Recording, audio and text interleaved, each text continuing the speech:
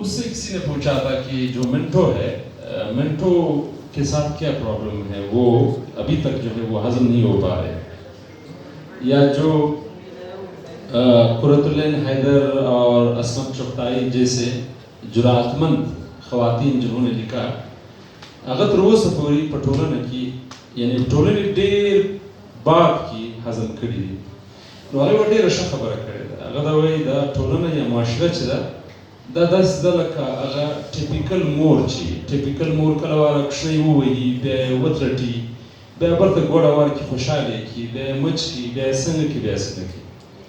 नो दशदा द रास साहब चूंकि ज़माम उस्ताद बात सो ज़ तखबल ما أنا قلت زدل دكشي لما زي تخبل زان جبر كوش ناسب جزء دي بو خبرتي لك بزاد غير دكشي برحال ده لك السنة ده هولي سنر بحق لباندي خبر وصوله شيء غير دير powerful يو ناول دي بوردو كي أو دير زبردست leadership وده لو وستون كده زياد بيدا كر ده غسر سر به أشول مر أو باران وري ده راسا دویم ناول و کابل دام دینی نجاری خصوصا د پوست 9/11 د 9/11 ورسته چې کوم ټولنیز حالات کې په کوم معاشرتي او دغه چې موږ راګیر یو یوازې داسې نه چې زموږ ژبه او کلتورونه او ژوند په خطر کې دی بلکې دا دی چې زموږ وسر ته خطر دی. نو راز صاحب زه د اسمت زیر صاحب څخه خواست کوم چې دی خصوصا دغه دوه ناول چې دي پر دغه باندې داسې ډېر مخصوصه نظر واچوي چې دلته کوم زموږ ګډونوال دي د هغو د دې په هکله باندې شوق هم پیدا سي او لږ ډېر ورسره متعارفه هم سي. ناول باندې خبره کوم. یو خبره زما د نامکبر وه د راز د خدای د تصور په حواله باندې یو ځای یعنې د عطایي صاحبو د همدارنګرو چې د خدای پېژندنه یا خدای په خپل ځانګړي فکر یو شاعر ته تخلیق کول پکار دي. شاعر باید چې په خپل شعر کې خپل خدای تخلیق کړي او په خپله ځانګړې طریقه یې تخلیق کړي. نو راز محمد صاحب چونکې د خدای سره چې د ده مینه ده چې د ده په تخلیق کې ډېره خوره ده ډېره پرته ده او ده د خدای سره بالکل یو داسې مینه کوله لکه یو ماشوم چې یې د خپل پلار سره کوي. کله یې پر ژیره لاس وهي، کله ورته ژاړي، کله ورته خاندي. اوس و دې ته ته اندازه ولګوه د خندان لمرونو خدایه د خندان لمرونو خدایه یوه پوښتنه خو جار راکړه ژوند دې ولې زما په زړه کې د یتیم په اوښکو ژاړي. یعنې راز که چیرې د خدای سره وصل د مرګ په قیمت یې هغه مرګ دی ډېر په خوشحالي کړی. ځکه راز د مرګه سره د ملا د مرګ تصور نه ملا خو یې په قبر کې ماران دي سړی د خدایي یم بېزاره کې د شاعرانه بصیرت په اساس باندې د مرګ سره مینه کوله او هغه یې داسې ویل برکت شاه صاحب په رښتیا چې ډېر ارزانه بلکې مفت به په لاس راسي که د وصل قیمت مرګ کښېږدي باداره. او بل د خدای پر ذات باندې دومره عقیده او دومره یقین و. خدای ځکه هر وخت پر حق باندې دی چې طاقتمند دی اختیارمند دی. او برکت شاه صاحب د ده د دوه ناولونو خبره وکړله شور مر او باران وري کابل لنګ دی مینې شاه. ادیب چې کله غیر سیاسي پروپاګنډه شروع کړي په دا پوه سه چې دا ډېر خطرناک عمل کوي. موږ په پښتو ادب کې انقلابي یا مزاحمتي ادب د شروع څخه رالرو د یو نیم سل کاله څخه رالرو. لیکن د 9/11 چې کومه ټریجډي وسوله هغه پښتو ادب ته یو نوی ټرند ورکړ د مزاحمت له وجې. ځکه یارانو ویل چې زموږ ادب په افغانستان کې خالي طالب شاعي ړنګول دي لیکن دا د طالب شاهي د ړنګولو په اړخ کې دوی زموږ انټلیکچوال ووژل، موږ ماشومان یې ووژل، موږ ښځې یې ووژلې او زموږ پولیټیکل وینګ سره تړلي د خلق پارټي او د پرچم او نور دا یې ګر په نقشه کې ووژل. هغه شی نن په وزیرستان کې را روان دی، دلې هم روان دی، ولکه ولاړه سره و. په اشور لمر و باران کې که چیرې دی نواب بوکټي د یو مزاحمت په شکل باندې پېښوي، نو هلته د هزاره کمیونټي مظلومیت چې دی هغه هم د یو انقلابي قوت په تور باندې ښکاره کوي. او که چیرې دا هلته ډېر ښه پوینټ پورته کوي، که چیرې بلوڅو تېروتنه نه وای کړې، توپک یې نه وای اخیستې، غرونه ته نه وای تللی، شاید چې د بلوڅو مبارزې هم بل رنګ راوړی وای لکه نن چې د پښتنو مبارزه روانه. اور په کابل رنګ دی مینې ژاړي، هلته دا غیر فطري منوسه کرښه نشته چې موږ ډیورنډ ورته وایو، ځکه چې د ده په ناولونو کې دا غیر فطري کرښې مرشې نه وایي. ایون چې د مذهب ته هم ټچ نه ورکوي، دی د انسانیت قایله سړی و، ځکه چې خدای پرست سړی و. مګر هغه د کوټې چې کوم کرکټر روانېږي کندهار ته، د کندهاره څخه ځي کابل ته، کابل رنګ د وینې ژاړي په هغه باندې راوځي، او کرکټر ځي جلال آباد ته، هلته د باچا خان پر مزار باندې د پښتنو مرثیې ژړوي، او برته راځي په ګلستان کې د خان شهید پر قبر باندې درېږي ژاړي. یعنې دی خپله یو نیشنلیست سړی و او د پښتون هېواد په شان یې سره بېل کړو، زموږ په منځ کې هم د کرښو عذاب توی سو. د الفت خوند به مې خود په حل کې ترخي، زه و یار په غلام وطن کې سره اوسو.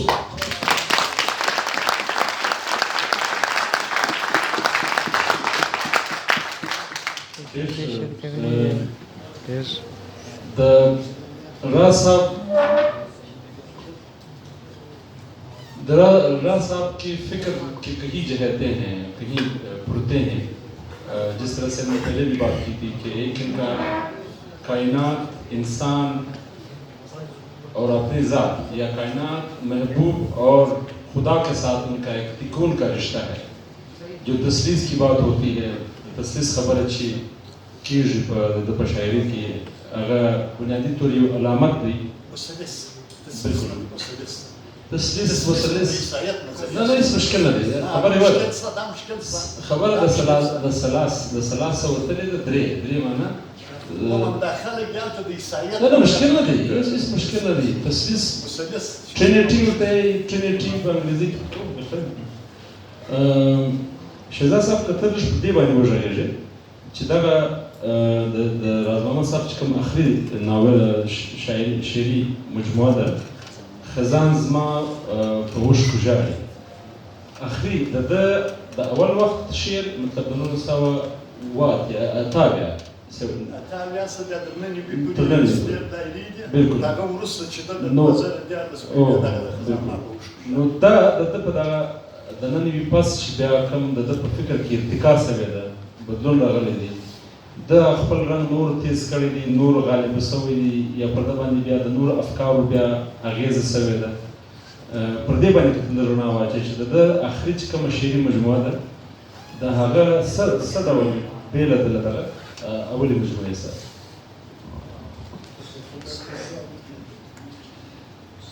बुनियादी तौर पे हमें ये मालूम होना चाहिए, शहर और अदीब तो क्या दुनिया की हर इंसान की पहली नज़र जो है ना वो आखिरी नज़र है ना. अब मैं इस चीज़ का कायल ही नहीं होगा कि इब्तदाई शायरी क्या है ना और आखिरी शायरी क्या है ना, पहली शायरी क्या है और आखिरी शायरी क्या है. शायर होता है ना, वो इस हवाले से एम्प्लॉयमेंट के हवाले से तो है, मुताले के हवाले से तो है, कल्बी और रूहानी वारदातों के हवाले से तो है, लेकिन फिक्र इंसान का एक ही होता है ना, वो पहली शादी में भी वही फिक्र है ना, और आखिरी शादी में भी वही है। और फिर राज जैसा इंसान जो है ना,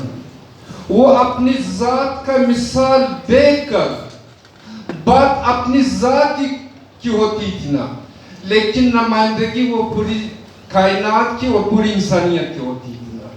अपने आप को पेश करते थे ना। बेद कायनात खुदाई बुजाम जो खुदाई और कायनात की मुसलसल दर तजदा जई साहब खबर तरजीह कामा दर्रा साहब की कम खबर वाला जो खुदाई और कायनात की मुसलसल और बल जई देवाई की कायनात सा अनासिर दिना दा ठोल पर मिसाल सर बगड़ी दे उसमें सर का मकाला नस्ता द बाकी की साफ हुई दे मज़क्कर मर रात स्पोर्टमई खोर्सी स्टोरी उर्सी मज़क्कर मूर्सी उसदा तकरीब पाए पिकर देना उसदा का मज़मून मा तकरीबन दनना सखपा नना सवा अकात्या हुआ वज़ई सब ओ बारे की माता ये करे दे उसमें सर उस पेश दागा ना चिज़खपल मज़मून कम देना आगा उस ज़कर न समायली तकबीदा करना जिसमें सस्पुना मसाला चिश्ता हाँ शायर दगा चिश्ता ना ओ खुज़दा बायमन इंसान बुनियादी तौर पर कम देना आगा दमिन सख महरूम सोख देना इंसान कामिलियत देना अगर चाप तवज्जो सर दे अब दनन इंसान सुमरी तनहा देना रासा बदे एहसास दरलो दे दखपत जात दर ज़ख़्याज़ात द इंसानियत दर चुव आगे पजें क्यों ना और भाई खबर दे दा कि इंसान द हर ज़रूरत सख खास ज़रूरत चलगी आगे द मिनिदा इंसान चिरात सिना बेद दरस कायनात होते हुए दरस इंसानियत होते हुए ना दे पशुमार की नाराजी और इंसान कौन सी ना पशुमार की राशि पगेंती की राशि बैची इस नहीं दे अर्थ ना मैं होने के बावजूद नहीं हूँ तो देख पर सब मैं हूँ तो मैं सोचता हूँ मैं सोचता हूँ तो मैं हूँ तो देख पर सब पे लांदी दर्रासा फिक्र सिद्धि आगे बढ़े दली देना दे भाई ना भाई आगे सूख चित्तेर मोता तू बोल पत की वो ना मर्सूंगी प्रजांद पिरारो ख्याल रागले दे अब हकीकत पसंद नहीं दे शितलबगार रही लेकिन रियाकालिज्म पविने की सराहत करी देना रियाकालिज्म पर वजूद दा ये चीज मा जरूरत नहीं ये चीज का वाला मा लेकिन अगर उश्तन ज़ब मुनाफिकत से रखूं पर या काली से रखूं और रासा तदा कशी एहसास हो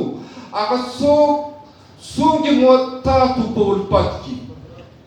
अगर सो की मोता तू बोल पत की अगर चार सो अफसाने उसर बेवी उस दर रास दर जुराचनी दर हकीकत पसंदी चिदना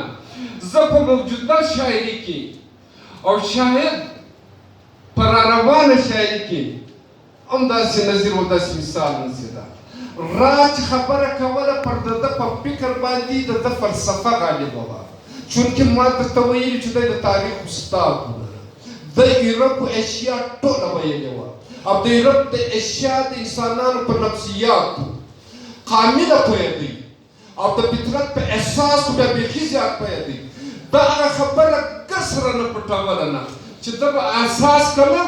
और बेज दे खुंदी के नोज़क राश कम दीना ज़मारा रवान पर रासा बाली किताब दी दर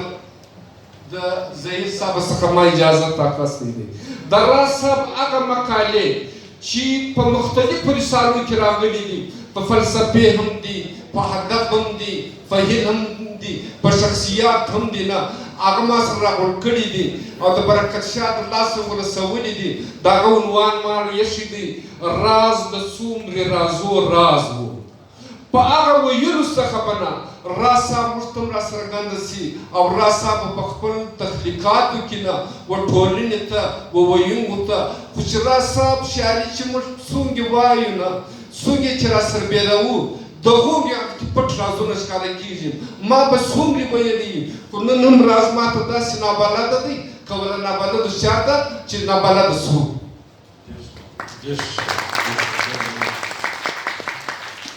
شهزاد صاحب ډېر ښه مفصل او ډېر جامع مجلس وکړي په دې باندې د کومې پایې شاعر چې یا کوم کار چې راز محمد صاحب کړی دی د هغه چې کوم تعین دی په پښتو ادب کې هغه به د راتلونکي وخت نقادان هم ټاکي او لیکن داسې دي ډېر داسې زموږ سره شاعران دي او لیکوالان دي ځکه غالب چې دي په اردو کې غالب په خپل وخت کې هیڅ ډول معرفت نه وموندی نه چې کوم د ده حق و په ټولنه کې یا په دربار کې یا هر ځای چې و خو لیکن د هغه پس غالب چې نن څومره ریلیونټ دی پرون چې څومره ریلیونټ و د هغه د مخکې څومره ریلیونټ و او دی به په راتلونکي وخت کې د ده ریلیونسي یا د ده چې کوم زموږ د ژوند سره مطابقت دی زموږ د احساساتو جذبات سره مطابقت یې هغه به نور هم زیاتېږي ما ډېر وخت بعد راز محمد صاحب دا کتاب پرون او بل ورځ سټډي کړ او کومه خبره چې شهزاد صاحب کوي چې دارنګه تخلیقات چې په هغه کې دننه ژور فلسفیانه افکار موجود وي د هغه چې ته هر وخت وایې و تا ته په هغه کې نوې خبرې معلومېږي هغه له تا سره په مختلفه وختو کې مختلف قسم ډایلاګز کوي بهرحال د دې زموږ د دې مکالمې چې کومې وروستۍ چې کوم خبرې دي زه غواړم که څه پاته سوي وي ظهیر صاحب سره یو 15 منټه شته بیا به اخري 15 منټه چې بیا شهزاد صاحب ته ورکړو 15 منټه یا 7 منټه هر څه چې ستاسو سره شته داسې یوه خبره چې زموږ له زموږ پام نه وي ورته اوښتې یا خصوصا چې زموږ کوم ګډونوال دي ته د هغو په نوټس کې راوستل غواړې هغه که تاسو زموږ سره شریک کړئ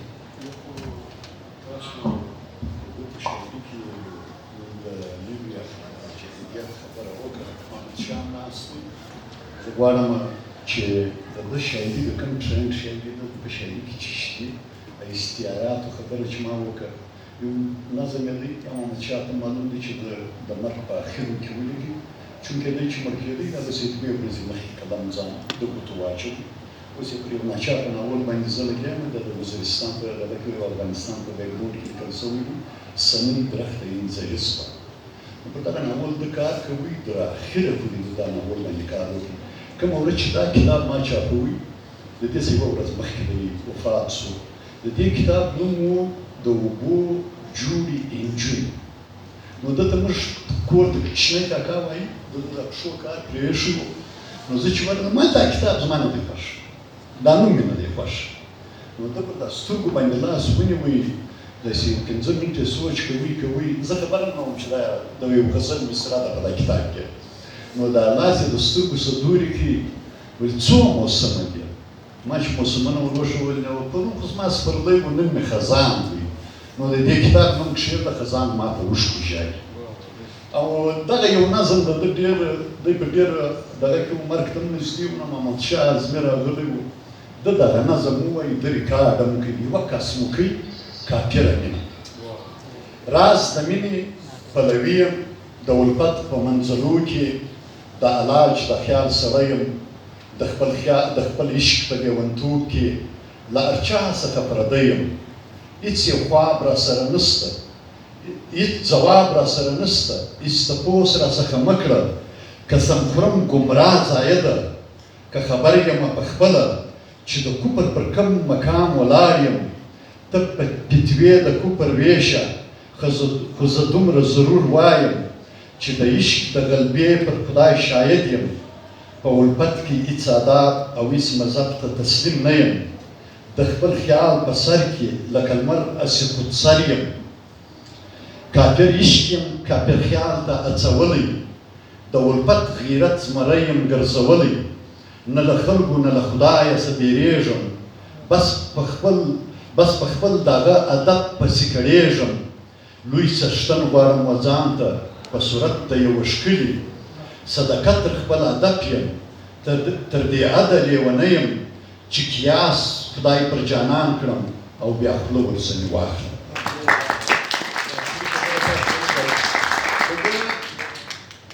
د فلسفې یو کتاب دی کاسمیک سیکسولیزم، کائناتي اما جنسیت.